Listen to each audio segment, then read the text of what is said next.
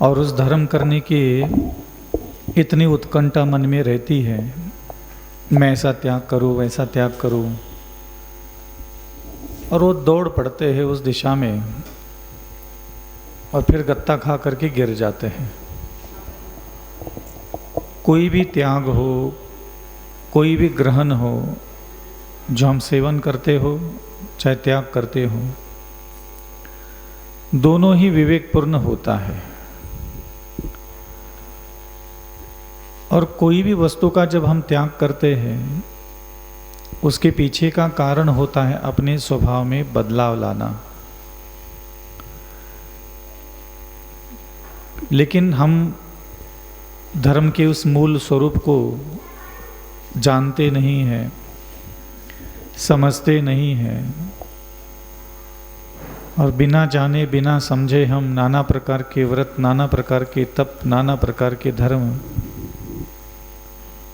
जैसे कि खोटे गुरु, खोटे शास्त्र, खोटे ईश्वर के द्वारा दिया हुआ उपदेश फलीभूत नहीं होता, ऐसे ही सच्चे देवगुरु शास्त्र की भावनाओं को बिना समझे, उनका नाम लेकर के भी जो व्यक्ति त्याग करता है लेकिन मूल उद्देश्य को नहीं समझता, उसका वह त्याग भी हमारे जो मूल लक्ष्य है कर्म की निर्जरा करना, उसकी वह प्राप्ति नहीं कर पाता। इसलिए सबसे पहले तो ये ध्यान रखना चाहिए कि जो भी हमने व्रत लिए हैं, नियम लिए हैं, तप कर रहे हैं, ये सिर्फ करने के लिए नहीं होना चाहिए। इन व्रतों का, इन तपों का, इस त्याग के द्वारा मुझे किस प्रकार के हृदय, बुद्धि, विचार, स्वभाव की प्राप्ति करना है, ये हमेशा अपने ध्यान में होना चाहिए। कुछ ऐसे चीजें हैं कि स्वभाव ही नहीं बदला तो कर्म का आश्रय भी बरकरार है, और स्वभाव नहीं बदला, कर्म का आश्रय निरंतर चल रहा है, फिर निर्जरा किस काम की। मान लीजिए एक कमरा है, जैसे ये कमरा है, अपना हॉल है, और इस हॉल में एक तरफ एक पाइप लगा है 1 फुट मोटा बाहर की तरफ, और इधर से एक 5 फुट का पाइप लगा हुआ है जिसमें से अंदर पानी आ रहा है। अब इधर से 5 फुट के पाइप से पानी आ रहा है और बाहर जा रहा है पानी 1 फुट की पाइप से। क्या हो जाएगा? ये कमरा कभी खाली होगा? नहीं होगा। तो हम लोग त्याग वाला दरवाजा तो खोल देते, त्याग, तप, धर्म, चिंतन, मनन सब खोल देते, लेकिन ये खोलने के बाद जिस स्वभाव के द्वारा, जिस मनस्थिति, जिस विचार, जिस बुद्धि, जिस ज्ञान, पंचेंद्रिय विषयों की जो हरकतें हैं, वो जैसी की तैसी है, वो कर्म अंदर आ ही रहे। तो इसलिए विवेकी श्रावक को चाहिए, कोई भी साधक है, गृहस्थ हो चाहे सन्यासी हो, कि अपने आश्रव द्वार को तरफ ध्यान दे। और आश्रव अगर आपको कम करना है तो निष्कषाय होना बहुत जरूरी है, और निष्कषाय तभी होंगे जब अपने स्वभाव बदलने की तरफ ध्यान दोगे। क्योंकि काय वांग मनः कर्म योग कहा गया है कि आपकी जो मन है, आपकी जो वाणी है, आपकी जो शरीर की इंद्रियां हरकतें कर रही है, कर्म कर रही है, वही कर्म का आश्रय कराती है। और जब मन, वचन, शरीर, इन 3 चीजों के स्वभाव जो पहले था वो बदला ही नहीं है, तो बिना मन, वचन, काय के स्वभाव को बदले अगर मैं मुनि बन करके भी और आचार्य बन करके भी नाना प्रकार के त्याग, तप, तपस्या करूँ, आस्था का नाम लेकर के कि नहीं हम तो आस्था रखते हैं, हमारा अच्छा लगता है, तो ये कोई अच्छा लगने के लिए नहीं होता ना। ये कोई पुण्य कमाने के लिए भी जैन धर्म नहीं है कि तुम पुण्य होलसेल कमाते रहो। आपको जिनेंद्र भगवान ने पुण्य कमाने की जिम्मेदारी नहीं दी, आपको मार्गदर्शन दिया गया था कि ये फलाना फलाना कर्म करोगे तो पुण्य आएगा बाबा। उसको पकड़ करके इकट्ठा करने के लिए, बिनने के लिए नहीं बैठना था। जैसे आप अगर बस से कहीं जा रहे हैं, खिड़की के बगल में बैठोगे तो हवा अच्छी आएगी। अब आपने क्या किया, एक बोरी लेकर के बैठ गए वहाँ। अरे भैया आएगी वो तो अपने आप, तुम खिड़की के बगल में बैठो, अपने आप हवा आएगी, तुम्हें अलग से कोई दिमाग नहीं लगाने की जरूरत ही नहीं है। ऐसे ही आप अपने स्वभाव को बदलने के लिए तप कीजिए, ध्यान कीजिए, दर्शन कीजिए, पूजन कीजिए, अभिषेक कीजिए, लेकिन ये सारी क्रियाएं आपको अपने स्वभाव को परिवर्तित करने के लक्ष्य से ही कीजिए, पुण्य कमाने के लिए नहीं। क्योंकि जो व्यक्ति अपने स्वभाव को बदल देता है, तो अभी आपका जो मन है, अभी आपका जो वचन है, अभी आपकी जो शरीर की इंद्रियां है, क्या ये पुण्य कमाने के लायक है? नहीं है, क्योंकि मन आपका किसी भी जीवित जीव के साथ कोई अच्छा व्यवहार तो करता ही नहीं है। न क्षमा करना आता है, न दया करना आता है, न ठीक से विनय करना आता है, न ठीक से मधुर वचन बोलना आता है, न ठीक से अच्छा सोचना आता है। तो इसलिए लोग भ्रमित हो जाते हैं कि मैं अपना कल्याण करना चाहता हूँ, ऐसा समझ करके, ऐसा मान करके, ऐसी आस्था रख करके नाना प्रकार के व्रत, नियम, तप, ध्यान, चिंतन, मनन आदि करते हैं, और उनको ऐसा लगने लग जाता है कि हम इतना सब कर रहे तो कछु न कछु तो हुई है, कछु नहीं तो पुण्य तो आ ही जाइए। तो ध्यान रखना, धर्म का फल, पुण्य की प्राप्ति बाद में है। सबसे पहले जिनेंद्र भगवान के कुल में जन्म लेने के बाद हमें अपने मन वचन काया के स्वभाव को बदलने का लक्ष्य बनाना चाहिए। आप सही से एक बात बताइए, आपको मैं दोनों में से एक चीज चुनने के लिए कहूंगा। क्या आप अपने पति को पुण्यवान होते हुए देखना चाहते हो, क्या स्वभाव से अच्छे होते हुए देखना चाहते हो? पुण्य सेकेंडरी है। मैं ये नहीं कह रहा हूं कि पुण्य नहीं चाहिए, पुण्य तो चाहिए, सबको चाहिए, पति पुण्यवान हो, पत्नी पुण्यवान हो, लेकिन प्राथमिकता आप किसको दोगे? अच्छा स्वभाव। इस दुनिया में तुम्हें कोई पुण्य कमाते हुए नहीं देखना चाहता। जैसे तुम अपने पति को पुण्यवान नहीं, भैया गरीब ही तो चलेगा, लेकिन बिल्कुल स्वभाव, विचार, चरित्र, बुद्धि, उठना बैठना, बोलना चलना, मान मर्यादा, लज्जा, अनुशासन, हम किसी भी व्यक्ति के स्वभाव की सुंदरता की मांग रखते हैं। आपको सासू मां पुण्यवान दे दूं कि अच्छे स्वभाव वाली दे दूं? हाय हाय जब आप एक संसारी जीव हो और आपको इतनी सी बात समझ में आ रही है, आपका पुत्र पुण्यवान दे दूं कि अच्छा स्वभाव का दे दूं? आशीर्वाद कौन सा दे दूं बताओ? कि नहीं महाराज, बस बुद्धि, विचार, चरित्र, मान, मर्यादा, लज्जा, पैसा तो महाराज अच्छा स्वभाव होगा तो अपने आप आएगा। यही मेरे प्रभु भी आप लोगों से उम्मीद रखते हैं। लेकिन आप लोग इतने धीट हो, पुण्य कमाओ, पुण्य कमाओ, पुण्य कमाओ, कितना पुण्य लगे उतना पुण्य लगे, ज्यादा पुण्य लगे, ये पुण्य के चक्कर में आप लोग सिर्फ क्रिया करते रह गए। लेकिन आपको ध्यान देना चाहिए, आज के बाद आप घर में रहिए, परिवार के बीच में रहिए, रिश्ते निभाइए, घर गृहस्थी का सारे आनंद, महोत्सव, मनोरंजन, जितनी भी चीज़ें हैं, आप उसका आनंद लीजिए, आपके लिए है, ये आपके पुण्य से आपको प्राप्त हुआ है। और अपने स्वभाव को अच्छा बनाने के लिए मेहनत कीजिए। उसी घर में जिस स्वभाव के साथ आपने 25 साल तक रहे, अब बाकी का 25 साल 30 साल जो भी इस मनुष्य शरीर के साथ रहने का मौका मिलने वाला है, वो सुंदर स्वभाव के साथ रहिए। देखो आचार्य श्री आए, उन्होंने अपनी साधना के द्वारा अपने स्वभाव को कितना सुंदर बनाया। कोई व्यक्ति आचार्य श्री के स्वभाव के अंदर का दोष नहीं बता सकता। उग्र स्वभावी थे, कठोर स्वभावी थे, निर्दयी थे, लालची थे, मोही थे, अज्ञानी थे। हाँ, कुछ कह सकता है क्या? इतने सारे शिष्य थे उनके, फिर भी कोई शिष्य उनकी कभी शिकायत नहीं करता। और जो करते हो अपने कर्म का फल तो खुद भोग लेंगे। इसलिए ध्यान रखना कि अपना स्वभाव की तरफ ध्यान दोगे और फिर आप कोई भी व्रत ले लो, नियम ले लो, यहाँ तक कि आपको मंत्र भी जपना है ना, तो अपने स्वभाव बदलने के लिए प्रार्थना करने हेतु ही जाप कीजिए। खूब जाप करो, खूब स्तुति करो। जब भी साधु सन्यासी आते हैं तो उनके दर्शन, पूजन, अन्य प्रकार की जो आहारचर्या है, इसमें अपनी शक्ति, परिवार की अनुकूलताओं को देख करके कार्य करो। नित्य निरंतर जिनालय आवे, प्रभु का अभिषेक देखो, सब करो, कोई मना नहीं है। बहुत दुर्लभता से, बहुत पुण्यों से, पता नहीं किस प्रकार की अपनी स्थितियों में क्या क्या इकट्ठा किए तो जैन कुल में आए ही हो, और हम भी आए हैं। तो हम कभी भी अपने लिए भी और आपके लिए भी, हमने कभी भी साधना तपस्या तो खूब की, इतनी कि आप सोच भी नहीं सकते, लेकिन कभी भी वो पुण्य कमाने के लिए और पाप काटने के लक्ष्य से नहीं किया। हमने अपना स्वभाव बदलने के लिए किया।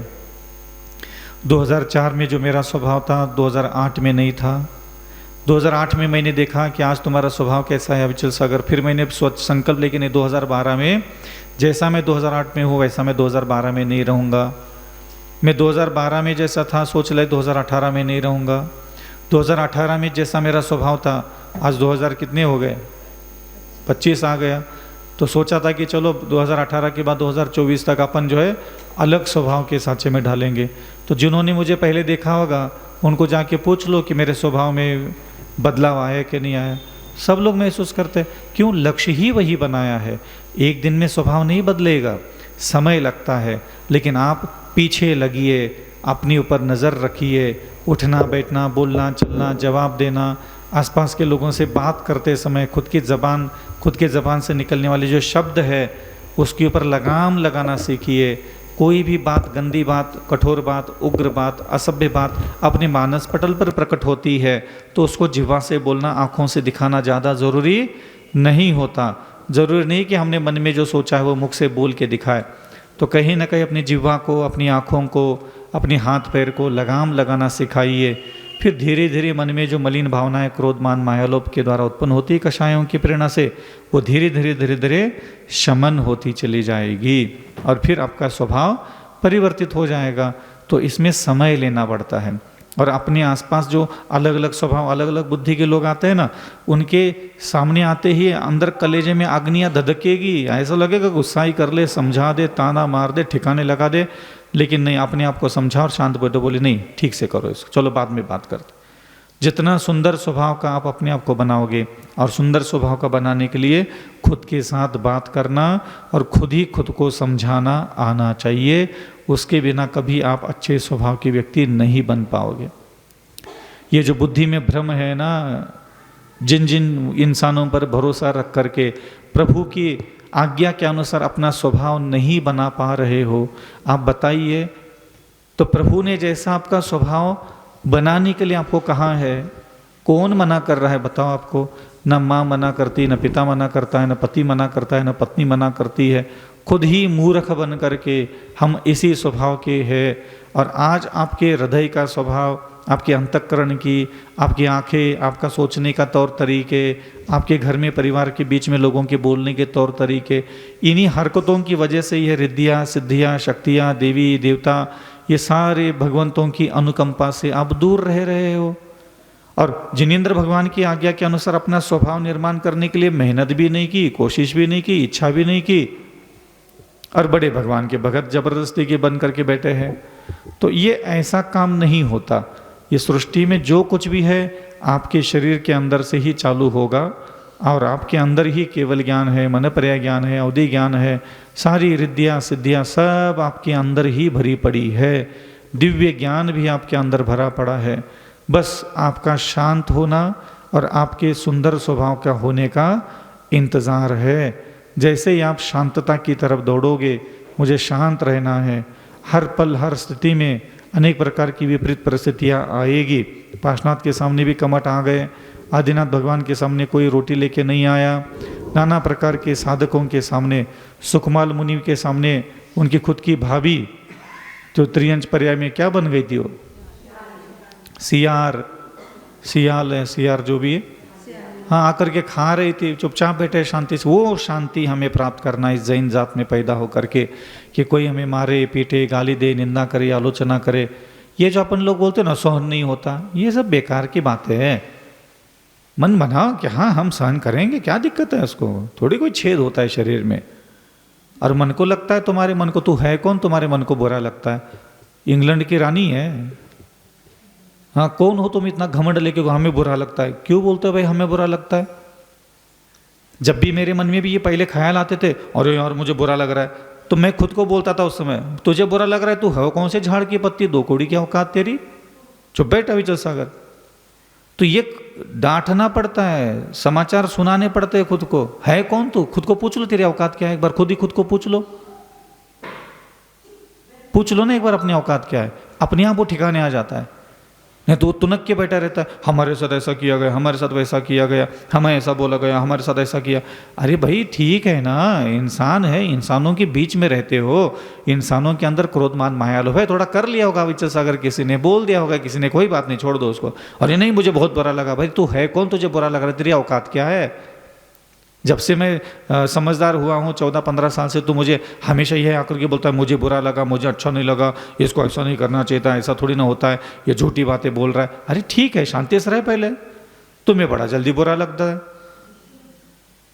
ये सारे संसार के लोग आकर के तुम्हारे साथ अच्छा बर्ताव करे, अगर तुझे ऐसा लगता है कि बुरा ही ना लगे, बुरा कोई व्यवहार ना करे, तो लोगों पर दया करुणा विनय नम्रता पिछले जन्म में कर लेते, तो तेरे साथ आकर के कोई बुरा बर्ताव करता नहीं कभी।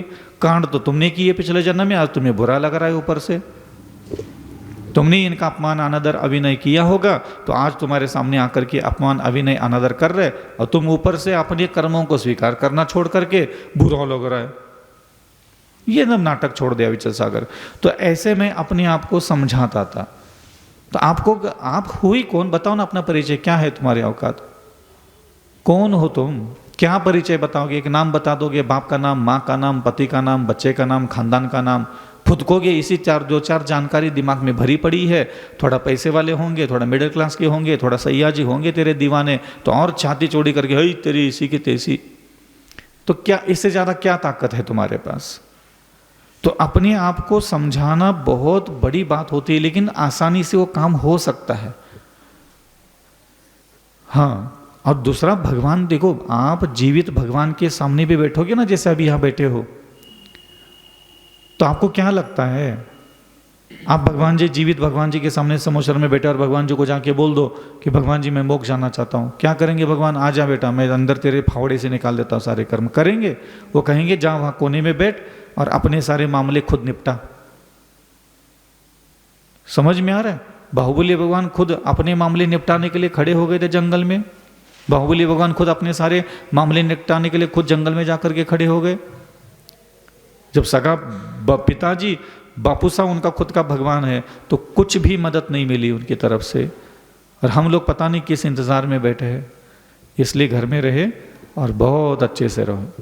आगे महाराज श्री एक और पूछे, वो महाराज जी कोई अतिशय वगैरह बाद में है, चलिएगा। अगली जिज्ञासा लेकर गुरुचरणों में आ रहे हैं ईर्षिता जैन।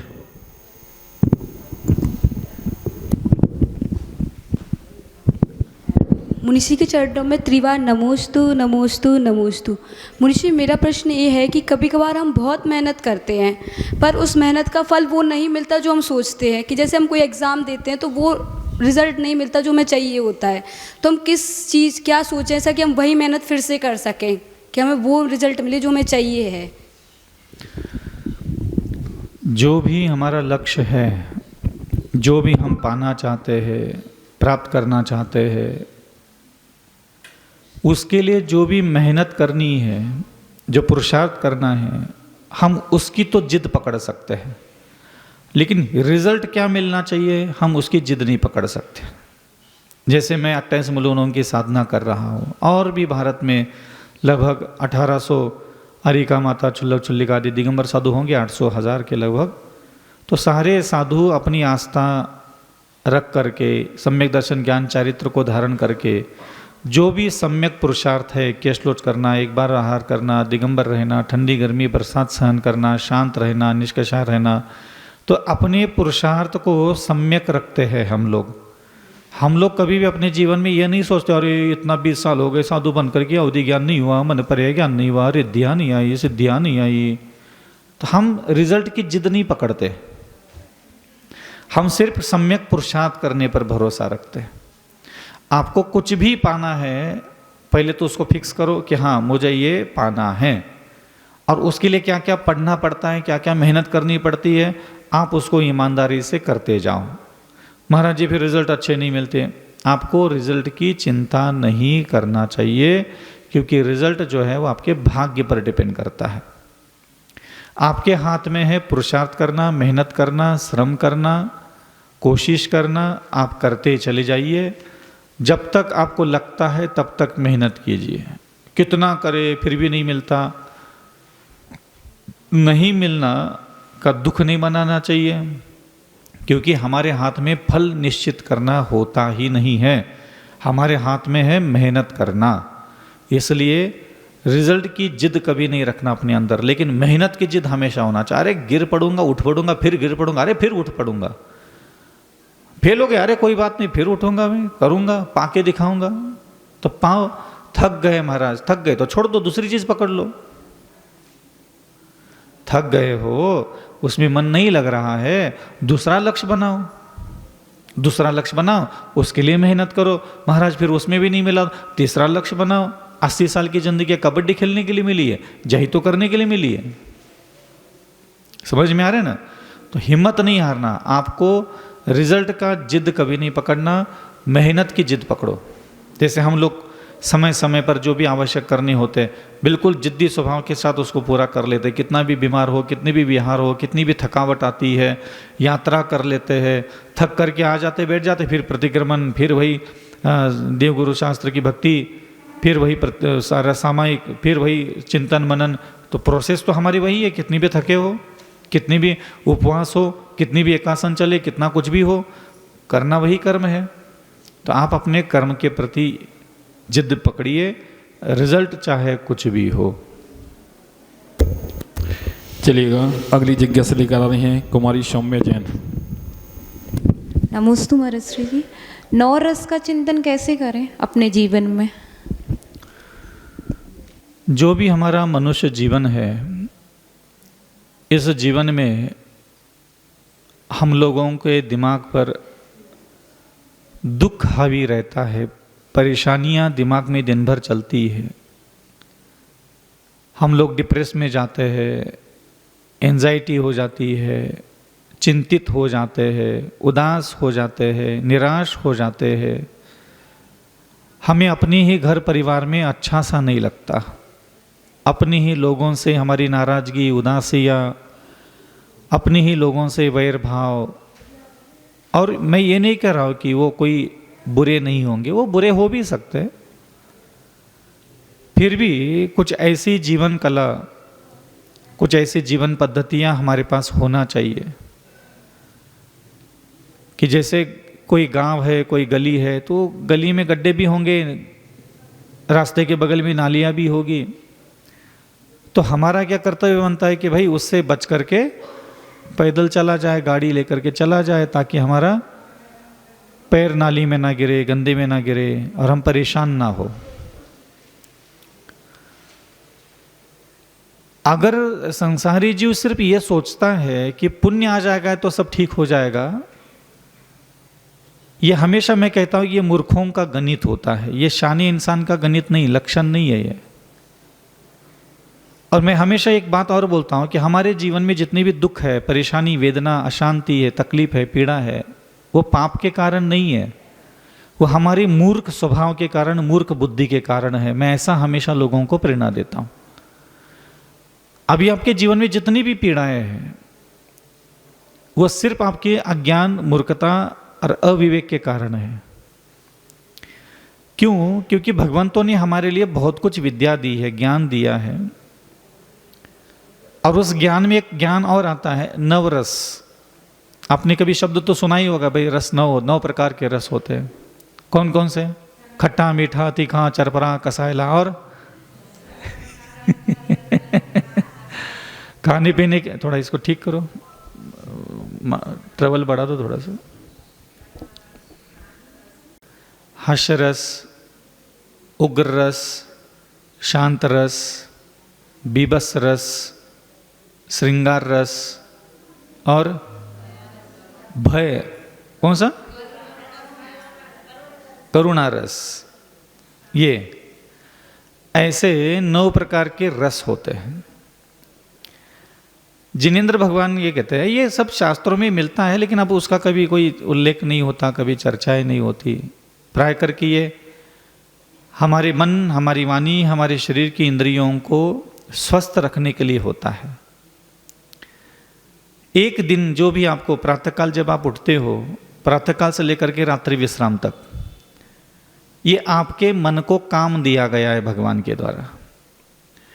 आपकी आँखों के पास बहुत सारा काम है, आपके कानों के पास बहुत सारा काम है, आपके हाथों के लिए घर में दिन भर बहुत सारे काम हैं, पैरों से करने के लिए बहुत सारे घर में काम होते हैं। आपके शरीर के सारे इंद्रियों को करने के लिए घर में बहुत सारे काम हैं, लेकिन आपके पास आपके घर में पूरी ज़िंदगी में आपको दिमाग से करने के लिए कोई काम ही नहीं है। मतलब आपके मन के पास कोई काम नहीं है। जैसे आँखों के पास काम है, भाई टीवी देखना है, ये करना है, वो करना है, इसको ज़बान का काम अलग है, खाने का है, बड़बड़ाने का है, कान का है, दिन भर सुनने का है, हाथ पैर को भी काम होता है, बर्तन मांज रहे, खाना बना रहे, उठक पटक चल रही है, सब चल रहा है। हाथ पैर के पास काम है ना, ये काम है। लेकिन ये जो दिमाग है ना, इसके पास कोई काम ही नहीं आपके पास। अब ये क्या काम करता है दिन भर? आँखों को क्या चाहिए, ज़बान को क्या चाहिए, कानों को क्या चाहिए, हाथ पैर को क्या चाहिए, उसने क्या कहा, उसने क्या कहा, उसने कहा। वो मन जो है फालतू की चीज़ों में काम करने लग जाता है। तो भगवान ने कहा कि भाई ऐसे तो इनको छोड़ेंगे खुला तो ये बर्बाद कर देंगे अपना जीवन, अशांति पाप कर्म इकट्ठा करते रहेंगे। तो मन को काम दिया गया, उसमें ये पहला काम है हंसना। अपने जीवन में चाहे कुछ भी कर लो, जुगाड़ कर लो, तुकाड़ कर लो, कुछ भी कर लो, अपने गली मोहल्ले में आसपास ना एक ऐसे पुरुष भी होते हैं और ऐसी महिलाएं भी होती, जिनके बगल में जाके बैठो तो फुरफुरी छोड़ करके हंसी मजाक करते रहते, कुछ ना कुछ तो ऐसे बातें बोलेगी ना, हंसी आ जाती है। तो दिन में कम से कम एक 20 मिनट तक आपके मन को हंसाने वाला, ध्यान रखना आपके मन को, आपका मन हंसे, आपके मन को ये खुराक है। ये मन सिर्फ भगवान की वजह से, मंत्र की वजह से, धर्म करने की वजह से स्वस्थ नहीं होता। ये आप लोगों की गलतफहमी है कि आपका मन भगवान में लग जाएगा तो आपके मन में अच्छाई आ जाएगी, नहीं आएगी। ये मन कभी भी भगवान की वजह से स्वस्थ नहीं होता, निरोग नहीं होता। इस मन को ठीक करने के लिए दूसरी दवाइयाँ पिलानी पड़ती है। पहले मन को, अस्वस्थ मन को पहले स्वस्थ करो, और स्वस्थ मन ही परमात्मा के पीछे जाने के लिए क्षमतावान होता है, सक्षम होता है। ये बात ध्यान रखना हमेशा। जो अभी आपके पास मन है वो मंत्र में, भगवान में, चालीसा में, धर्म में, शास्त्रों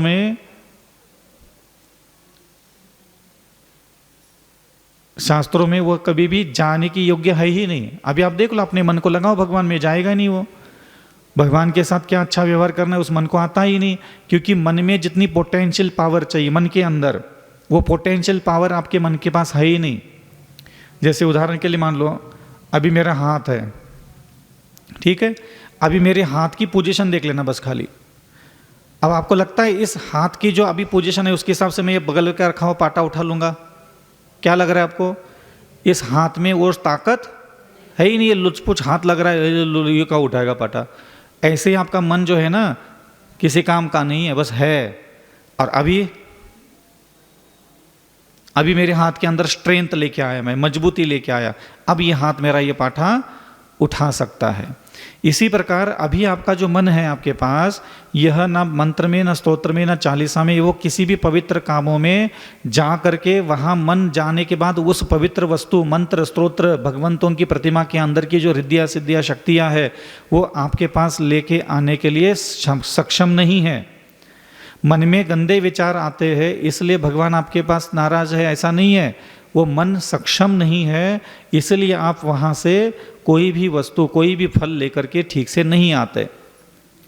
ये कई लोग बोलते हैं कि मन में गंदे विचार आते हैं इसलिए भगवान नहीं मिल रहे। नहीं, ये झूठी बातें है, इसका कोई लेना देना नहीं। गंदे मन के अंदर स्ट्रेंथ होना चाहिए।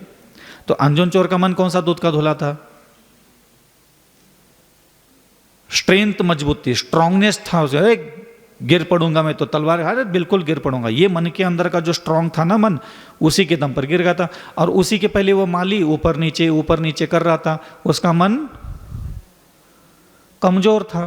तो पहले तो मन को स्वस्थ बनाना चाहिए। तो मन को स्वस्थ बनाने के लिए हंसना चाहिए, थोड़ा मुस्कुराया करो। काहे हंसे महाराज? तो 24 घंटे दुख लेकर के धोने की आदत पड़ी है बचपन से। माँ को वैसा ही देखा, बाप को वैसा देखा, भाई को वैसा देखा, पति को वैसा देखा, देख करके अपन भी कलेजे में दुखड़ा लेकर के बैठे रहते। सुबह बस उठने की देरी, चेहरे पे दुख, छाती पे दुख। बहुत दुखी माता, बहुत दुखी है ये। तो ये दुख लेकर के 24 घंटे मत घूमो, इसी के कारण सबसे ज्यादा पाप इकट्ठा होता है। तो पहले भगवान जी कहते हैं कि मन को स्वस्थ बनाने के लिए पहले हंसी होना चाहिए। थोड़ा सा कुछ ऐसी बातें करो, थोड़ा से मित्र बनाओ कि आपका मन उनको देख करके, उनसे बातें करके प्रसन्न हो जाए। हास्य।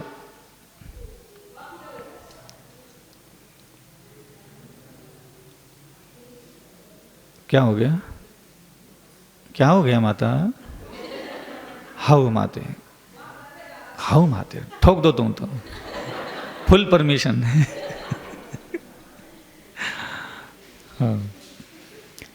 हास्य रस होता है। दिन में ऐसे लोगों के संपर्क में जरूर जाना चाहिए। इससे हमारे संक्लेश परिणामों में कमी आती है। ये ध्यान रखना हमेशा। हमारे मन के ट्रेस आता है, दबाव आता है, आसपास के वक्र स्वभाव, कुटिल स्वभाव, कभी कभी हमारे पाप, घोर पाप कर्म के उदय में हमारी इच्छाएं पूरी नहीं होती, तो जो मन में दबाव, घबराहट, बेचैनी होती है, वो ऐसे स्वभाव के लोगों के बीच में बगल में बैठ करके ठीक हो जाता है। जैसे हमने अभी थोड़ा सा फुरफुरी छोड़ दी, ठोक दो माते। तो ये क्या है, थोड़ा सा हास्य भी अपने अंदर गुण होना चाहिए। कई लोगों के चेहरे देख करके ऐसा लगता है 10 साल पहले कभी हंसा होगा।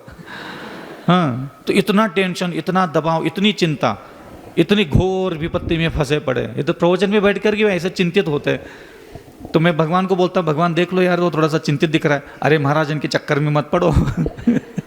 बोले ये तो बहुत बदमाश है। मैंने कहा क्यों? बोले कुछ नहीं, बोले बदगल में बिठाओ तो पता चलेगा। तो कोई बात नहीं, छोड़ दो उसको। हास्य रस होता है। दूसरा उग्र रस होता है।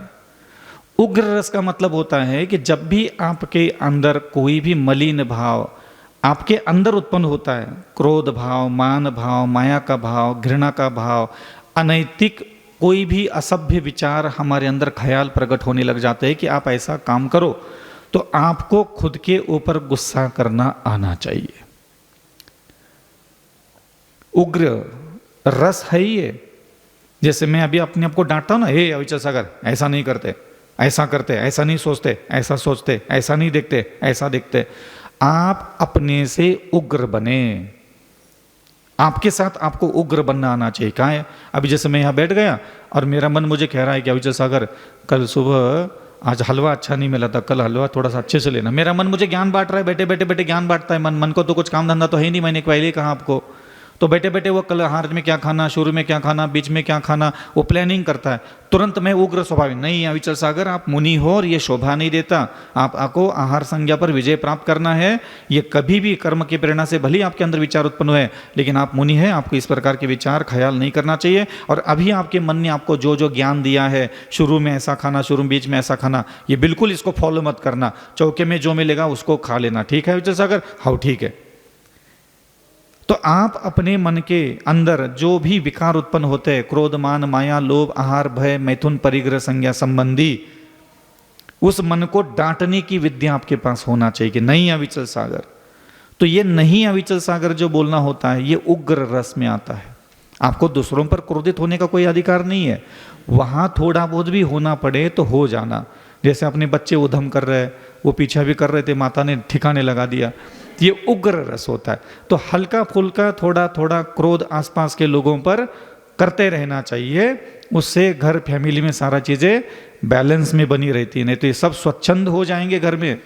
अगर आप आंख न दिखाओ, क्रोध ना करो, गुस्सा ना करो, घर में सब घर बेचकार आ जाएंगे ये सब बच्चे घर मिलकर, सब मिल करके। इसलिए क्रोधाग्नि हल्की फुल्की अगर आपके पास है तो अपने अपने गुणस्थान के योग्य क्रोध आपको जरूर करना चाहिए। थोड़ा उग्र स्वभावी होना चाहिए। आपके प्रत्येक फैमिली में एक कोई बड़ा चाचा, बड़ा ताऊ, मजला, छोटका, कोई ना कोई ताऊ, एक मूछ वाला पक्का उग्र स्वभावी होता है। और वो परमानेंट उग्र स्वभावी नहीं होता, वो बच्चों पर धाकड़ बनाने के लिए और घर की बहू बेटियों पर डर दिखाने के लिए एक उस रूप में आ जाता है उग्र स्वभावी। जिस घर में उग्र स्वभावी पुरुष नहीं होते, उस घर की हालत बहुत बिगड़ जाती है। जिस घर की महिलाएं उग्र स्वभावी नहीं होती, जो शिक्षा देने के लिए, सभ्यता देने के लिए, संस्कार देने के लिए, अपने घर की कुल की मान मर्यादाओं को सुरक्षित रखने के लिए आपको निरंतर क्रोध करते रहना चाहिए। हाँ, क्रोध कहाँ ना करे, इच्छा नहीं पूरी हुई, मेरी मान, मेरा अपमान, मेरे भोग पूरे नहीं हुए, इसलिए कभी क्रोध नहीं करना चाहिए। क्रोध करना चाहिए शिक्षा देने के लिए, संस्कार देने के लिए, सभ्यता देने के लिए, अनुशासित रखने के लिए, मान मर्यादा रखने के लिए हमें क्रोध करना पड़ता है। हम भी करते हैं कि नहीं करते? नहीं करते तो सुबह आ जाओ क्लास में, पता चलेगा। दे दनादन इधर से उठा करके उधर से पटकते रहते हम भी। तो इस प्रकार हल्का फुल्का क्रोधाग्नि भी धर्म का ही रूप होती है, उसको करते रहना चाहिए। तो ये शांत कौन सा हास्य रस हो गया, उग्र रस हो गया। तीसरा होता है श्रृंगार रस। प्रत्येक व्यक्ति को बहुत अच्छा अपने शरीर को साफ सुथरा, clean, handsome, smart, good looking, सुगंधित, मनोहारी, दूसरों के लिए नहीं, अपने एटीट्यूड के लिए। जब हम खुद अपने रूप, लावण्य, सौंदर्य, श्रृंगार, हाव भाव को देखें तो हमारा हृदय प्रसन्न होना चाहिए। हम कभी भी अपने अलावा दूसरों को मोहित करना, दूसरों को प्रभावित करना, दूसरों को आकर्षित करना, दूसरों को विचलित करने के लिए, जलवा दिखाने के लिए लहरा करके गली में हम अपना झंडा गाड़ने के लिए आते हैं ना, अरे दिखा के आ जाते हैं हम अपने रूप लावण्य। अपने रूप लावण्य सौंदर्य का प्रदर्शन करने के लिए कभी भी श्रृंगार नहीं करना चाहिए। अपने स्वयं के अंतर आत्मा को प्रसन्न करने मात्र के लिए हमारा हृदय प्रसन्न होना चाहिए।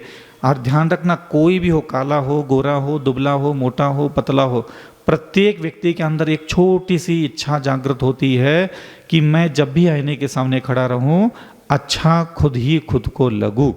जब तक आप आईने में देखो और आपका मुखमंडल, आपका वस्त्र, आपके श्रृंगार, आपकी सारी चूड़ियाँ है, चाहे घड़ी है, चाहे कुछ भी श्रृंगार आपने पहना है, माथे पर बिंदी लगाई, कानों में कुंडल पहना है, नेकलेस पहना है, जब तक खुद ही खुद को अच्छा नहीं लगे तब तक आत्मा प्रसन्न नहीं होती। इसलिए श्रृंगार भी करते रहना चाहिए। कैसे भी करके दिन भर मैले कपड़े, दुर्गंध से युक्त कपड़े, पुराने कपड़े जबरदस्ती के वही पहन करके घूमोगे, कभी भी आपके आत्मा में, मन में प्रसन्नता, उमंग, उल्लास नहीं बना रहेगा। आपके पास दरिद्रता, क्योंकि परिणाम ही खोटे हो जाए उससे। फटे कपड़े भी क्यों ना हो आपके पास, उसको भी टाका लगा करके ऐसा एटीट्यूड में रहना चाहिए। साफ सुथरे, क्लीन चिट, बालों की सफाई, अपने मुखमंडल की सफाई, हाथ पैर की सफाई, शरीर की शुद्धि। शरीर से कहीं से भी दुर्गंध बाहर नहीं आना चाहिए कि बगल में कोई व्यक्ति आए और उठ करके भगा जा रहा है, तो ये नहीं होना चाहिए।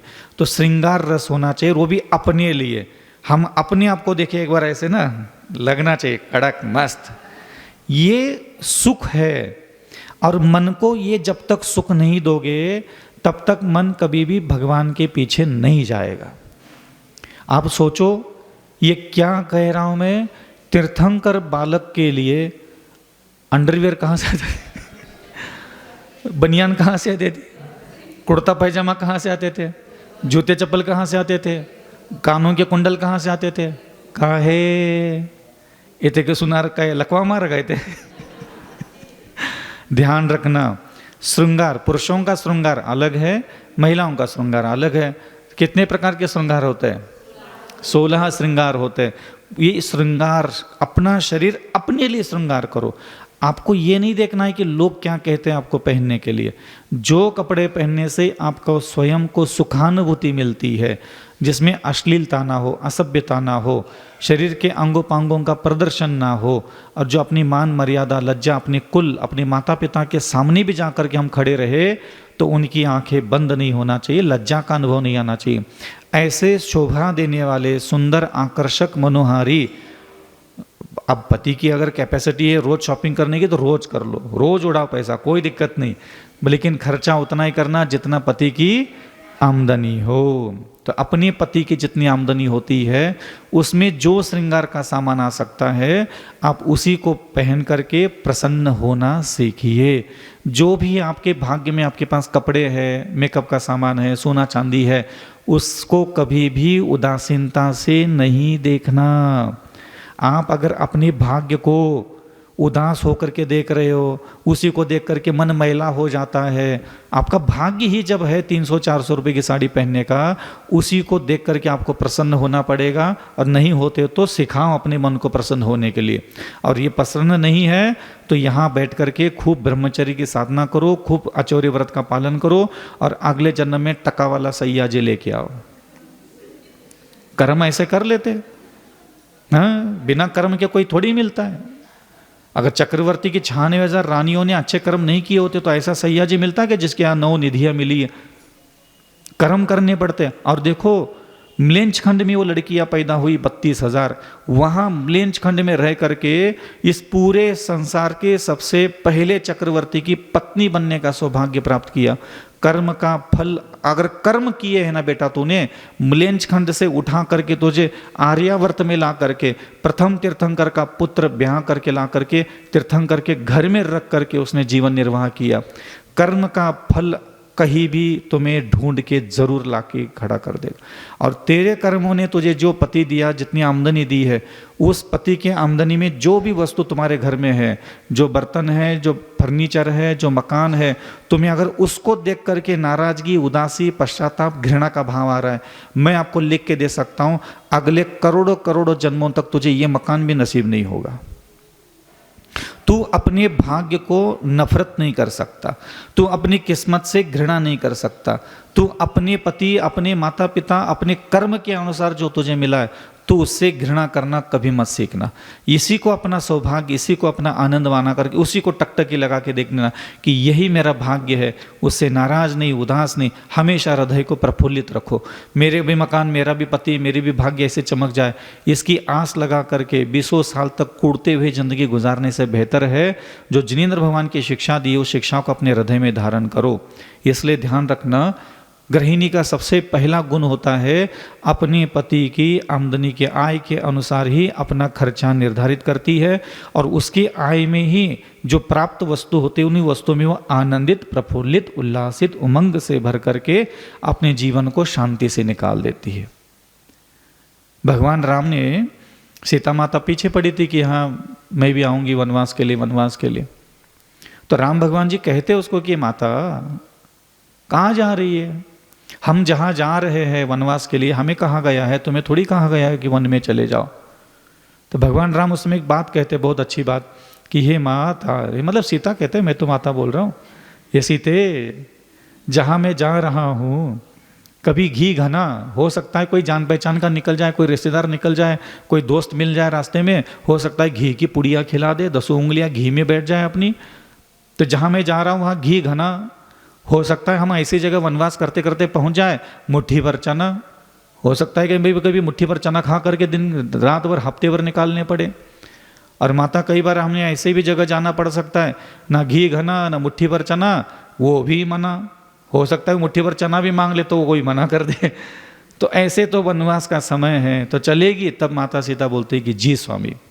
तो ऐसे ही हमें अपने दिमाग में एक अच्छे विचार रख करके जब अपन जीवन जीते, जो भी हमारे भाग्य में जिस स्वभाव का, जिस बुद्धि का, जिस आमदनी का, जिस पुण्य के साथ, पाप के साथ हमें पति मिला, पत्नी मिली, हमें उसमें अगर आनंद मनाने की हमारे पास क्षमता नहीं है, तो ध्यान रखना ये महान सीता माता को महान बोलने के पीछे ऋषि, मुनि, तपस्वी, मति ज्ञानी, श्रुत ज्ञानी, अवधि ज्ञानी, केवल ज्ञानियों के द्वारा भी उस स्त्री के चरित्र लिखने के लिए प्रेरणा दी गई। आप सोचो क्यों दिया जाता है? माता सीता जैसे हजारों स्त्रियां थी जो श्रेष्ठ थी, पुण्यवान थी, भाग्यवान थी, राजगद्दी पर बैठ करके मौज मस्ती कर रही थी, लेकिन इन्हीं का क्यों? क्योंकि इनके विचारों की श्रेष्ठता इतनी थी कि उस विचारों की श्रेष्ठता की बराबरी करने वाले अन्य कोई भी पुण्यवान स्त्रियां दुनिया में नहीं मिली। इसलिए ध्यान रखना, यहाँ पुण्य और पाप की कभी पूजा नहीं होती, यहाँ हमेशा विचारों की श्रेष्ठता, देवताओं को विचार श्रेष्ठ व्यक्ति चाहिए होता है। पुण्यवान व्यक्ति थोड़ी ढूंढ रहे देवता लोग भगवान, जिसके हृदय में विचार श्रेष्ठ होते हैं ना, वो चाहे कितना भी आदिवासी वो शबरी थी, कितने श्रेष्ठ विचारों के साथ वहाँ झोपड़पट्टी में रहती थी वो, तो वहाँ बताओ कितने साधु सन्यासी, कितने आगम ग्रंथों में तो उसका नाम लिखा गया। तुम्हारे तो 1-1 करोड़ रुपए देने के बाद भी कमेटी वाले 1000 बार सोचते मंदिर में नाम लिखे का नहीं लिखे। दुनिया भर की गाली गलोच, नफरत, द्वेष करके इतने तो तुम्हारे खोटे काम है। पूछ लो, हकीकत ही है। तो तुम्हारे कोई धन दे करके तो तुम गुदवा तो रहे हो, लेकिन इससे कोई मान सम्मान नहीं होता, कोई पढ़ता भी नहीं है उसको।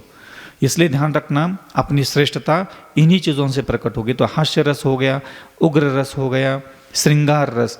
मैं सबसे ज़्यादा महत्व देता हूँ श्रृंगार को। जो हमारे पति की आमदनी है, जो मेरे पास सोना चांदी जूते चप्पल है ना, उसको पहन करके ऐसा खड़ा रहो जैसे तुमने कोई दुनिया की सबसे महंगी चीज़ पहनी है। वो कपड़ा महंगा की तरफ मत देखो, वो तो हमारे पति और हमारे माता पिता की आमदनी के हिसाब से है।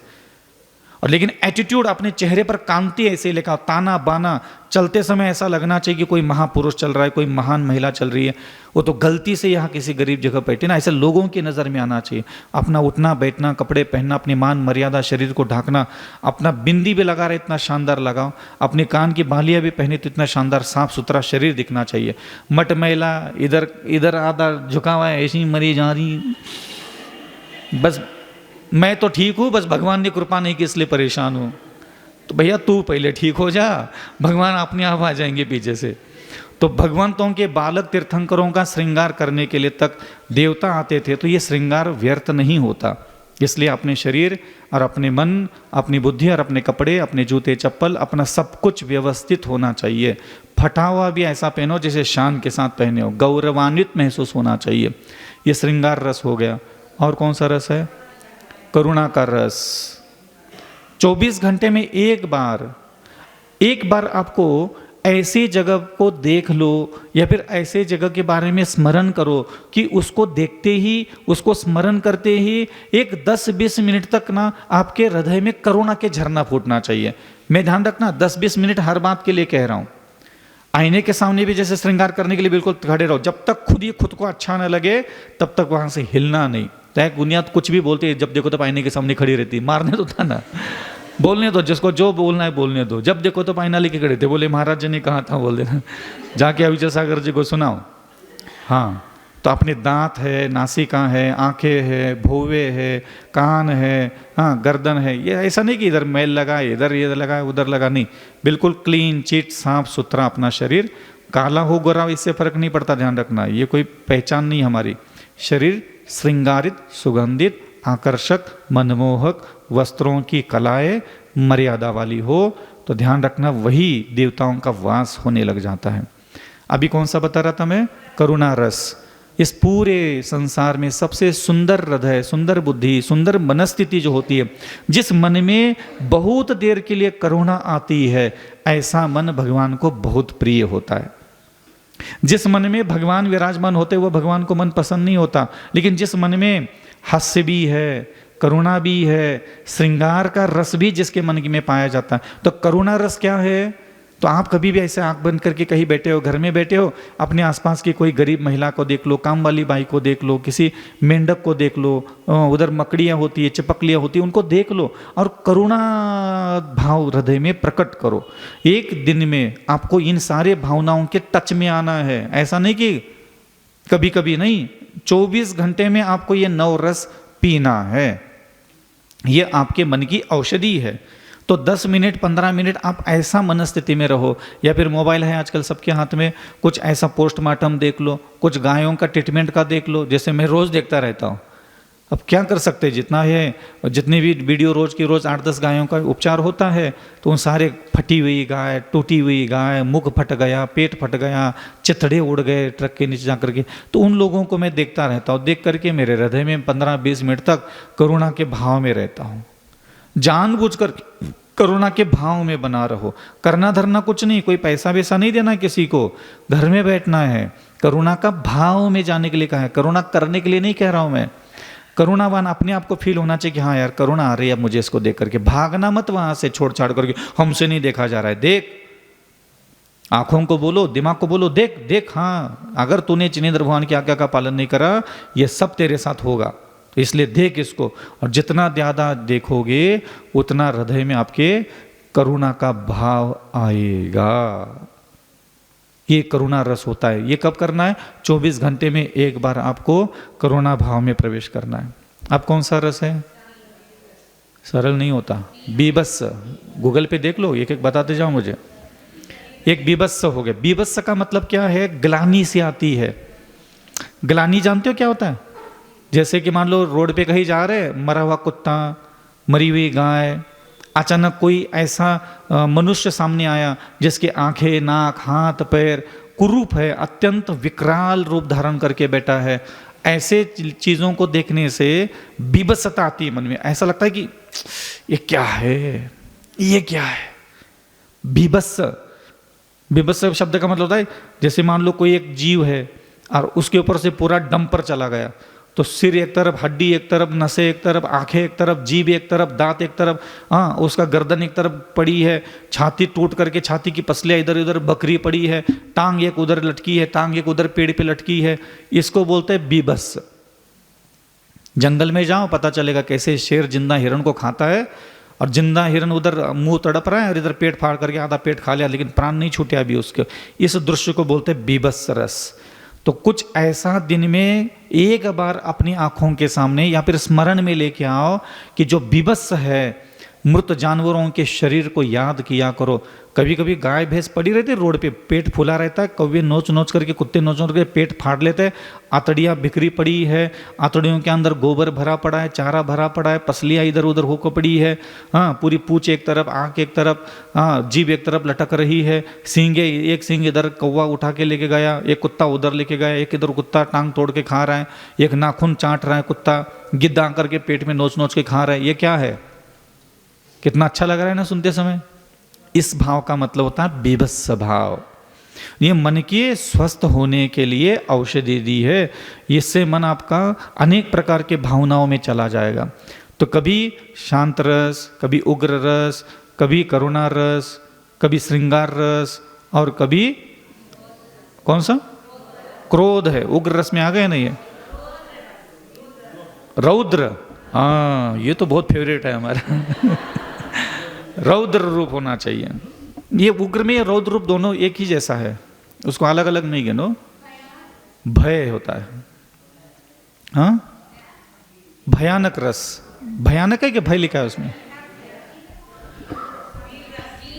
हाँ वीर रस। वीर रस जो होता है ये प्राय करके स्तोत्रों का पठन पाठन करते समय उपयोग होता है। जैसे अपन पूजा करते हैं, जाप करते हैं, स्तोत्र पढ़ते हैं, इस समय ये वीर रस का आप उपयोग कर सकते हैं। दूसरा, आप जब पैदल चलते हो तब वीर रस का उपयोग कर सकते हो। आप कहीं खड़े हो तब वीर रस। वीर रस का मतलब होता है ऐसा खड़ा है जैसे कोई महापुरुष खड़ा है। आप अपने आप को इसी रूप में फील करके बिल्कुल ऐसा खड़ा रह सकते हैं। जैसे राजा महाराजा जब खड़े रहते ना, बिल्कुल रीढ़ की हड्डी सीधी, कंधे चौड़े और बिल्कुल ताने बाने के साथ चल रहे, लगता है कि हाँ इसमें वीरत्व के गुण हैं। तो मुनि महाराज की चर्या कैसी होती है? सिंह के समान होती है। तो ऐसा नहीं कि नहीं, बैठे हैं तो ऐसे बैठे हैं, चल रहे तो ऐसा चल रहे, बोल रहे तो ऐसा बोल रहे, देख रहे तो ऐसा देख रहे। ये वीर रस के साथ होता है। और जितने भी अतिशय चमत्कार होते हैं ये हमेशा वीर रस धारण करने वाले व्यक्ति के ही होते हैं। वीरता का काम जिसने किया उसको इनाम मिलता है धर्म में सबसे जल्दी। मैना सुंदरी ने अपनी वीरता दिखाई कि पिताजी ने बोल दिया कौड़ी के साथ शादी, जी पिताजी। ये कोई नपुंसक लोगों का काम होता है क्या? डरपोक लोगों का काम नहीं। वीर छत्रानी होती ना वो करते। अंजन चोर ने अपने वीर रस का प्रचार, मैं जा रहा हूं पर तू क्या 10-20 बार ऊपर नीचे कर रहा है। डरपोक कही के ला इधर कौन सा मंत्र है बता, क्या करना है बता, चल मैं कूद रहा हूं इसके नीचे। ये वीर रस का प्रतीक होता है। सीता माता को कहा कि अग्नि कुंड में जलना है, जी स्वामी जलाओ कुंड, खड़ी हो मैं यहाँ, जलाओ आग जलाओ, मैं कूद जाऊंगी इसमें। ये वीर रस का लक्षण होता है। ये जितने भी महापुरुषों ने स्तोत्र पढ़े अथवा अतिशय प्रकट किए हैं, ये ऐसा नहीं भक्त मेरे प्रणतम, ये तुम लोग बनिया कही के मरे हुए, जबान में जान नहीं, कंठ में दान नहीं है, खाली खिचला खा करके और मूंग की दाल खा करके तुम कहाँ वीर रस बाहर निकालोगे? रे बनिया कही के उड़द की दाल खा करके पूड़ी के साथ बाटी 2 दबा लिया, भक्तामर पढ़ने के लिए चले ज्ञान बना करके महिलाएं, और बैठ गई उधर, एक ढोलक बजा रही, एक पेटी बजा रही, भक्तामर प्रणतमली, सुरीली आवाज एक निकाल रहा है। अरे तुम लोगों की आवाज सुन करके देवता भग जाते होंगे, कई सुन रहे हैं इनकी आवाज। अरे ना माते मेरे से मत बुला।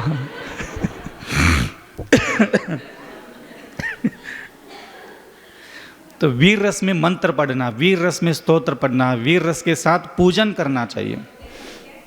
हाँ अरे नहीं भग जाओगे तुम लोग ऐसे। भक्तामर प्रणत मौलिमणि प्रभानम उद्योदकम दलित पापतमो वितानम सम्यक प्रणम्य जिनपादयुगं युगादवालम्बनं भवजले पततां जनानां यः संस्तुतः सकलवाङ्मय तत्त्वबोधादुद्भूत बुद्धिपटुभिः सुरलोकनाथै। ऐसा वो याद नहीं हमें, भक्तांबर याद नहीं हमें, कुछ मतलब नहीं पढ़ा ही नहीं कभी तो कहाँ से याद आएगा। लेकिन 8 दिन का कोई भूखा व्यक्ति ऐसे लुचपुच पड़े तो कोई दया नहीं करता। कभी भी ध्यान रखना, बड़ा फल जब मिलता है ना, अंदर ऐसा आक्रोश आता है। आक्रोश नहीं है, भगवान की कृपा प्राप्त करने की तड़प नहीं है, भूख नहीं है, इस पार या उस पार करने की अंदर अग्नि धधक रही है। जो कुछ भी मेरे साथ हो रहा है वो मुझे स्वीकार नहीं है और तेरी कृपा के बिना अब कोई चारा भी नहीं बचा। ऐसी मनस्थिति में जब कोई साधक आता है कि भाई इधर मैं अगर इस रास्ते पर नहीं कूदूंगा तो पीछे से सैनिक आ रहे हैं, मरना तो ऐसे है, क्यों ना मैं इसलिए मरूं। तो ये ऐसे ये बनिया बुद्धि से तो इससे कुछ नहीं बाहर निकलने वाला ना। कोई देवता अपना बिल छोड़ करके अपने दिव्यों को छोड़ के तेरे सामने तो नहीं आएंगे। हाँ, तो देवता जो भी चतुर्बुद्धि के, अब कोई गाना गा रहा है भक्तामर प्रणत मौली, अब तुम्हें लगता है कोई देवता अपनी देवी छोड़ करके तुम्हारे बगल में आकर के तुम्हारे दुख देखने के लिए खड़ा हो जाए? तो पगला गए क्या? हाँ, समझ में आ रहा है? तो कोई घर में मान लो गाना गा रहे तो कोई बड़ोस वाले देखने के लिए आते हैं, लेकिन जब घर में खड़ खड़ खड़ खड़ खड़ खड़ खड़ खड़ करके तो आस पड़ोस गली मोहल्ले के लोग तक आ जाते हैं, कहाँ हो रहा है उस घर में, चलो। ऐसे देवताओं को आमंत्रण जो दिया जाता है वो वीर रस के साथ दिया जाता है, कभी भी ऐसे नहीं है। हम तो भगवान के सामने कभी लाइफ में एक बार कभी पढ़े थे, बस जबरदस्ती किसी ने कह दिया था कि महाराज एक बार आप भक्तांबर पढ़ लो। जीवन में आज तक हमने कभी भक्तांबर को ऊपर से नीचे तक ना कभी देखा ना पढ़ा, कुछ उच्चारण भी नहीं किया होगा। तो कई जरूरत है, हमारे पास बहुत बातें है भगवान के साथ निपटाने के लिए, जय पढ़ते रहे क्या हम। तो ये वीर रस हो गया, बीभत्स रस हो गया, उग्र रस हो गया, शांत रस हो गया, करुणा रस हो गया, शांत रस। 24 घंटे में एक बार, 24 घंटे में एक बार अपने मन को शांत करना चाहिए। शांत नहीं होगा वो, हम क्या कह रहे ध्यान से सुना, उसको शांत करना आना चाहिए। मैं कई बार आप लोगों को ये शब्द देता हूं कि आप खुद को कहो शांत रहो अविचल सागर।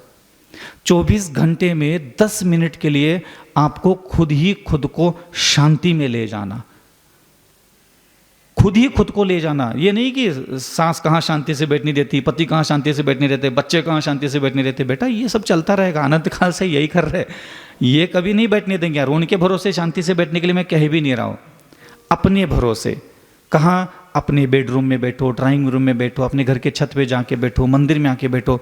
10-20 मिनट तक आपको चुप बैठना है, ना कोई मंत्र, ना भगवान, ना पूजा, ना पाठ, ना उच्चारण, कुछ नहीं। जो दिमाग में आ रहा है सो आ जाने दो, जो दिमाग सोच रहा है उसको सोचने दो। धीरे धीरे धीरे धीरे 2-4 महीने आप बिना कुछ किए शांत बैठना चालू करोगे।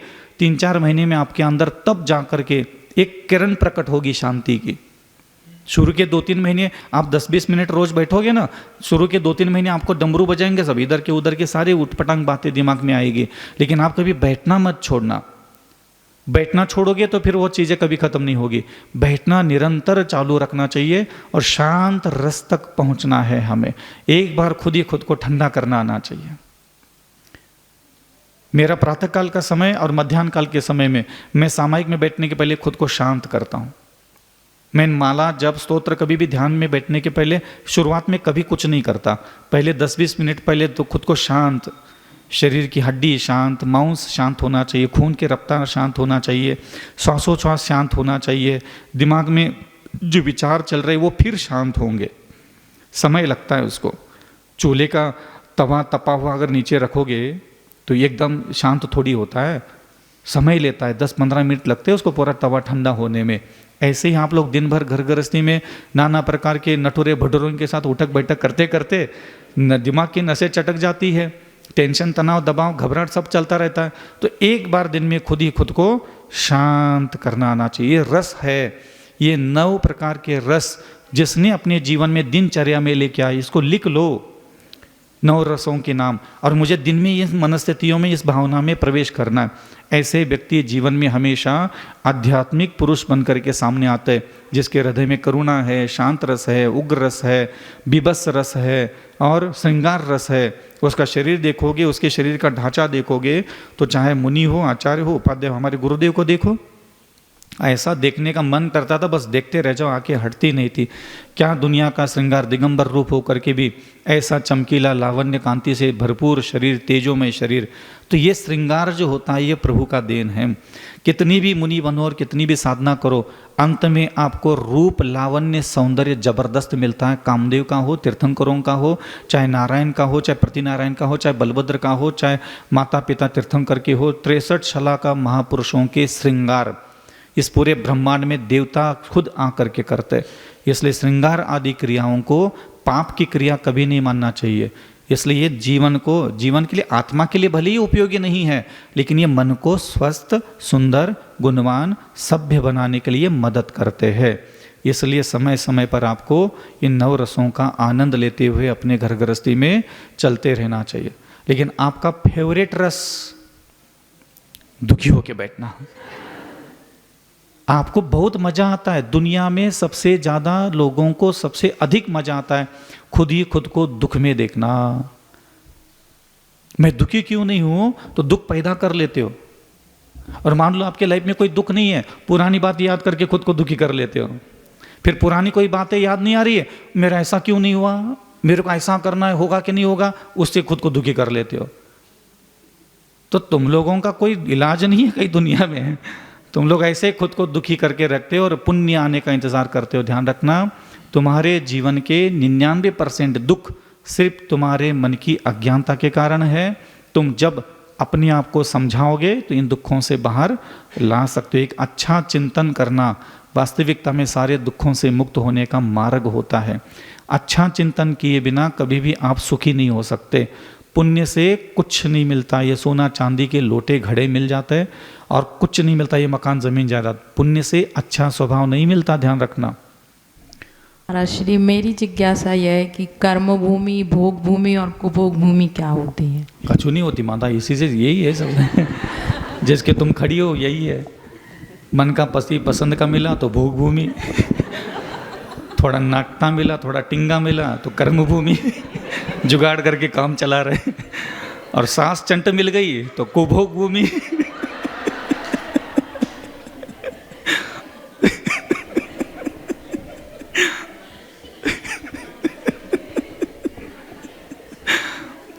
क्या बोले बताओ। अब मैं कुछ बोलूँगा तो यहाँ वो है ही नहीं। मैं क्या बोलूँ, या वहाँ ऐसा होता है तो ना जाके दिखा सकता हूँ, तो तू जा सकती है तो शांति से बैठी यही रह ले। ढंग का पति मिला तो भोग भूमि है भाई। ढंग का मिला लेकिन थोड़ा नाटा है, थोड़ा सुनता नहीं है, तो कर्म भूमि, जुगाड़ करके करके काम चलाना पड़ रहा है।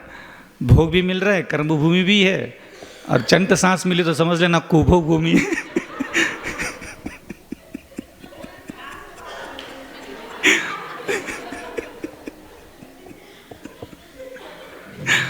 तुम्हारा कैसा चल रहा है? तीनों एक घर में पाए जाते हैं। देखो, अपना बेडरूम भोग भूमि, किचन कर्म भूमि, हाँ, और कुभोग भूमि बच्चों के डायपर धो रहे, घर के झाड़ू पोछा कर रहे, चल रहा है सब काम। यही सब संसार है माता, काय करेगी तो होती जाकर। अरे हमने किताबें नहीं पढ़ी इसलिए हम ऐसे जवाब देते हैं। कोई बात नहीं, बस आज के लिए इतना काफ़ी है। की जी, गुरुदेव सभी की मांग ये है कि गुरुदेव के चरणों में कि कोई एक संस्मरण सुना दें गुरुदेव, अच्छा सा, बस 5 मिनट का।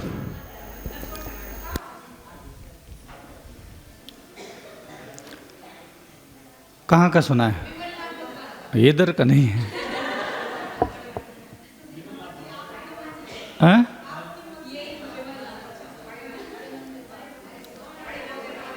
नहीं, ललितपुर का नहीं है, चौलेश्वर का। चौलेश्वर का मुझे अतिशय सुनाने के लिए कम से कम 6 महीने लगेंगे। इतने अतिशय देखे मैंने वहाँ।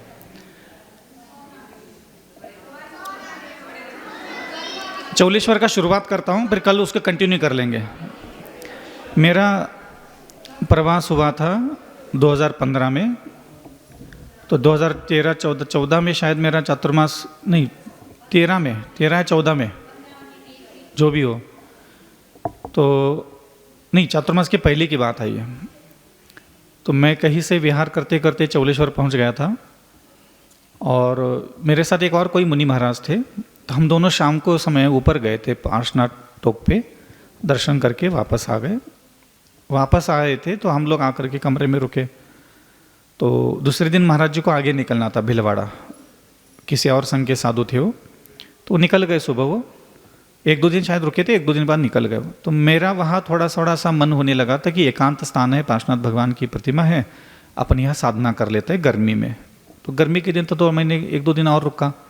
उतने में थोड़ा सा मुझे हरारत बुखार वगैरह चालू हो गई थी। तो उसी में मैं थोड़ा सा विचार बनाया कि अपन रुकते हैं यहाँ।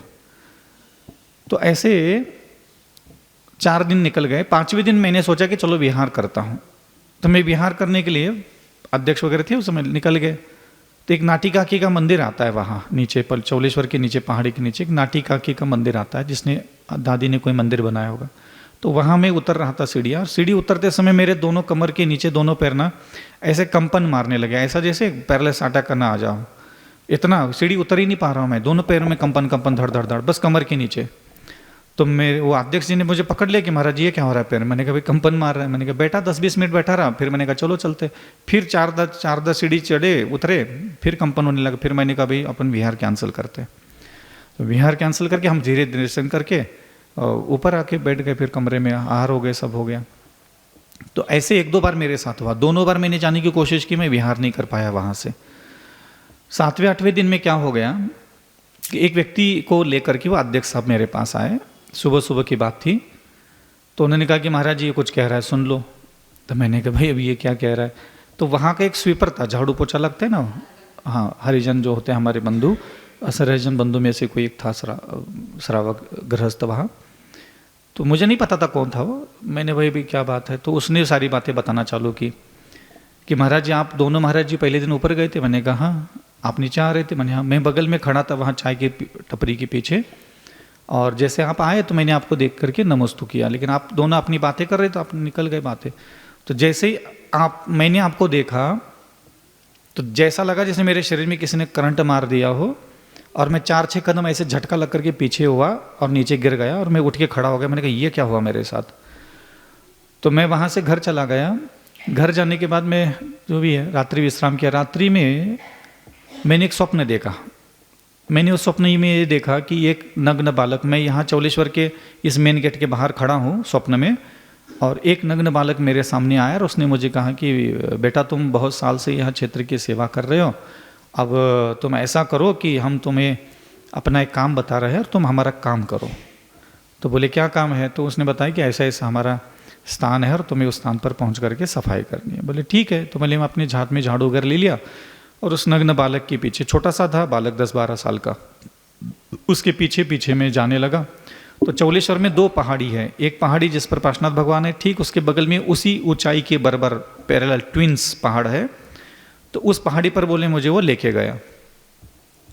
ऊपर जाकर के मैं देखता हूँ तो वहाँ एक दीपक जला हुआ है, एक पार्श्वनाथ भगवान की चतुर्मुखी प्रतिमा है, और पहले पार्श्वनाथ भगवान की 4 मुखी प्रतिमा है, दीपक लगा हुआ है बीच में, और एक पाटा नीचे लगा है ऐसा छोटा सा नीचे धरती पर, उस पर एक मुनि महाराज बैठे, और उस मुनि महाराज के सिर के पीछे से बहुत भयानक रोशनी निकल रही। तो मैंने कुछ देखा नहीं कि कौन महाराज है। तो मैं जैसे आगे बढ़ने लगा तो उस नग्न बालक ने मुझे कहा कि नहीं इसके आगे तुम जा नहीं सकते, तुम यही सफाई करो। तो मैंने थोड़ा वहाँ सफाई कर ली। सफाई करने के बाद उसने मुझे कुछ खाने के लिए दे दिया, और मैंने उसको प्रसाद समझ करके खा लिया, और बोले चलो मैं तुझे छोड़ के आता हूँ। बोले वो मुझे छोड़ने के लिए आया और नीचे पहाड़ के तक छोड़ दिया, और फिर उसने कहा कि निकल जा बेटा तुम यहाँ से, और मैं निकल के आ गया और मेरा स्वप्न खत्म हो गया। तो पहले दिन मैंने यह स्वप्न देखा, दूसरे दिन भी सेम टू सेम, तीसरे दिन भी सेम टू सेम, चौथे दिन भी सेम टू सेम, 5वें दिन भी सेम टू सेम। 6 दिन हो गए महाराज जी, लगातार वही बालक आता है, वही बुला करके ले जाता है और वही मुझे सफाई करने के बाद कुछ खाने के लिए, लेकिन वहाँ वही दृश्य दिखता है, एक पार्श्वनाथ की प्रतिमा, एक दीपक और एक मुनि महाराज उसके सामने बैठे हैं। लेकिन आज कुछ अलग हो गया और मैं घबरा गया। तो मैंने कहा भाई आज क्या देखा? अब क्या है कि मैं अभी तक मैंने अपने जहाँ भी मैं साधना करने के लिए पहुँचा, जिस भी सिद्ध क्षेत्र हो चाहे अतिशय क्षेत्र हो, ये कोई पहली बार नहीं हो रहा था मेरे साथ। ऐसा कम से कम सैकड़ों जगह अतिशय ऐसे होते थे जो दूसरों को लाइव दिखता था। कुछ लोगों को खुली आंखों से दिखता है, जैसे मैं बैठा हूँ ऐसे खुली आंखों से दिखने लग जाता है, कुछ लोगों को स्वप्न के माध्यम से दिखता है। तो वहाँ मैं समझ गया था कि पार्श्वनाथ भगवान इसलिए मुझे यहाँ से विहार करने नहीं दे रहे थे, और इन्होंने इस बार, अभी मैं अस्वस्थ हूँ तो मैं अभी साधना भी चालू नहीं किया था, तो मेरे को अतिशय दिखने का कोई सवाल ही नहीं उठता था उतने समय के लिए। तो बुखार और हरारत में था मैं उस। तो उसने कहा कि आज स्वप्न में वो बालक आया, और बालक आकर के उन्होंने मुझे कहा कि चलो मैं आपको ऊपर चलना है सफाई के लिए। मैं चला गया उनके पीछे, ऊपर गया तो ऊपर का दृश्य ही महाराज मेरे कल्पना के परे था। पार्श्वनाथ भगवान की प्रतिमा भी वही थी, दीपक भी वही जला था, लेकिन इस बार दीपक जो है हरी रोशनी से जगमगा रहा था, और मुनि महाराज बैठे थे, उनके सिर के पीछे भी हरे कलर की रोशनी झगमग झगमग कर रही थी। और उस मुनि महाराज के पीछे, आज मुनि महाराज बैठे थे बड़े पाटे पे, मतलब तख्त पे ऐसे, और उनके पीछे बहुत बड़ा विशाल एक नाग था। उनके अगल बगल में ऐसे देवी देवता खड़े थे जिनके कमर के ऊपर नाग का शरीर था और नीचे इंसान का शरीर है। कुछ ऐसे थे जिनके ऊपर का इंसान का शरीर है और कमर के नीचे सांप का शरीर है। ऐसे सैकड़ों हजारों की संख्या में मैं गिन नहीं सकता। कुछ विमानों में बैठे हैं, कुछ पालकी में बैठे हैं, कुछ इधर खड़े हैं, कुछ उधर खड़े हैं, कुछ पहाड़ के पीछे तक लाइन लगा के खड़े, खचाखच भरा पड़ा है, जैसे पंडाल में आदमी भरा पड़ा रहता है ऐसा। और सबके आगे जो मुनि महाराज बैठे थे उनके पीछे वो फना फैला करके बहुत बड़ा नाग सांप था, और उसके बगल में 2-4 ऐसे खड़े थे, और उन फनाओं के बीच, मतलब नीचे जो फना फैला था उसके फनाओं के नीचे कम से कम 1000 देवता खड़े होंगे, इतनी उनकी विशाल फनाएं थी। तो मैं वहाँ गया तो मैंने घबरा गया तो उस बालक ने मेरा हाथ पकड़ा, बोले घबरा मत, तुम्हें इसी कार्य की पूर्णता के लिए तुम्हें यहाँ लाया गया है और तुम अब इनकी सुनो। तो ऐसा बोल करके उन्होंने मुझे, ऐसे महाराज जी बैठे थे उनके पाटे के सामने ला करके खड़ा किया उनके पीछे। तो वो जो नाग था वहाँ खड़ा, तो उसने अपनी जानकारी दी, उसने अपना परिचय दिया कि मैं कौन हूँ। तो उसने बताया कि मेरी 1000 फनाएँ हैं, 900 या 1000 ऐसा कुछ बोला होगा उसने। तो वास्तविकता में वो 1000 फनाओं के ऐसे नाग थे, वो हजारों देवता से उसके फनाओं के नीचे खड़े थे। तो और वो भी ऐसे नहीं कि 5-7 फुट के, 20-20, 25-25 फुट के सारे देवी देवता थे वो। तो बिजली के खंभे के जैसे बड़े। वो बोलता था मैं तो उनके घुटने के बराबर नीचे भी नहीं आता था, इतना मैं छोटा था, और ये सब मेरे सामने ऐसे बड़े बन करके रहते थे। तो फिर उसने बताया सारी जानकारी कि हम अविचल सागर जी के बारे में आपको कुछ जानकारी देंगे, और आपको ये सारी बातें जा करके अविचल सागर जी को बता। सागर नहीं बोलते थे वो, अविचल बोलते थे कि हम आपको अविचल के बारे में नहीं। पहले उन्होंने ये पूछा क्या तुम अविचल को जानते हो? तो उसने बना किया कि मैं नहीं जानता अविचल, अविचल क्या है ये, मैं नहीं जानता अविचल क्या है। तो बोले आपके यहाँ जो साधु है, संत है, उन्हीं का है। तो वो समझ नहीं पाया, क्योंकि उसका ये कहना था कि जो आवाज़ आ रही थी उस नाग के मुख से, ऐसा लग रहा था जैसे आसमान में बादल गरज रहे हो, घड़ घड़ घड़ घड़ घड़ कर, इतनी आवाज़ तेज़ थी। तो बोले मैं ही नहीं जानता कौन है क्या है। तो बोले नहीं, हम आपको जो भी जानकारी देंगे आपको उनको जा करके बताना है सारी बातें। तो फिर उन्होंने कुछ बातें बताई, और बातें बताने के बाद कुछ मंत्र दिए उन्होंने उसको कि ये सारी चीज़ें आप जा करके आप बता देना, और बाकी सारी चीज़ें जितनी हम आपको समय समय पर बताते चले जाएंगे। तो ऐसा करके महाराज जी मैं वहाँ से नीचे आया पसीना से तरबतर, और मैं घबरा गया था वैसे भी। और जब मेरी नींद खुली तो मैंने देखा कि पूरा मेरा बिस्तर गीला हो गया पसीना से, इतना बदन से पूरा पानी टपक रहा है, मेरे पूरा सिर भीगा कर, गला भीगा, पीठ सब भीग गया मेरा पसीने से इतना। और पूरी रात भर मुझे नींद नहीं आई, और सुबह 3:30 और 4 बजे के बीच में मुझे रोज़ स्वप्न आने थे। तो उसने मुझे जितनी बातें बताई उस दिन की, वो मेरे साधना की पहले जो मुझे दिव्य अनुभूतियाँ मिलती थी भगवान के पास बैठ कर के, वो सारी बातें उन्होंने बताई कि अविचल को बता देना। मतलब उन्होंने ये बताया था कि अभी तक तुम्हें इस क्षेत्र पे यहाँ जो अनुभूतियाँ और जो भी आपको दिव्यता प्राप्त हुई है वो सब ऐसा ऐसा है, और आप इसका ऐसा करना, और अभी आपकी साधना अधूरी है और आप इसको इस तरीके से पूरा करो। तो उन्होंने कुछ मंत्र दिए मुझे। तो उसको मैंने पूछा भाई अब रात में तुमने देखा है तो बताओ भाई, तुमने कुछ याद हो तो मंत्र। आपको अभी मैं सुना दूँ वो चारों मंत्र, तो आप में से एक भी व्यक्ति उसमें से 2 अक्षर भी याद नहीं कर पाएगा। इतने कठिन मंत्र थे वो। और उस हरिजन ने मुझे पूरी बातें सुना दी, पूरे चारों मंत्र ऐसा सुना है जैसे संस्कृत का विद्वान पंडित हो। मैंने कहा तुम्हें याद है? बोले हाँ। तो फिर उसके बाद मैं समझ गया कि यहाँ पार्श्वनाथ भगवान अब छोड़ने वाले नहीं अपन को। फिर अभी तक लगभग 2015 से लेकर के अभी कितना 2024-25 हो गया, 1400-1500 स्वप्न आए होंगे उसको अभी तक। और उसके स्वप्न में रोज वही सारे हजारों लाखों की संख्या में देवी देवता जाते हैं, उसके साथ बात करते हैं और उसको जानकारी देते हैं। और कभी भी कोई दुनिया भर की पंचायत में नहीं, क्योंकि मैं खुद पंचायत में नहीं पढ़ता, वो सिर्फ साधना से संबंधित जुड़ी हुई बातें बताते। और अगर वो 1400 स्वप्न तो मुझे कंठस्थ है क्या क्या बोला था, वो इतनी ज़बरदस्त है कि अगर कोई सुनेगा भी ना तो उसको लगेगा ये हो क्या रहा है। इस युग में भी मुझे भी पहले विश्वास नहीं होता था कि आज भी इस युग में इतने पार्श्वनाथ भगवान की अनुकंपा, दिव्य अनुकंपा हो भी सकती है क्या। और कालांतर में जो अतिशय उन्होंने दिखाया, मैं रोज वही सुनाऊंगा आपको। ठीक है, उठो, बहुत हो गया। अहिंसा परमो धर्म की। आचार्य गुरु श्री विद्यासागर जी महाराज।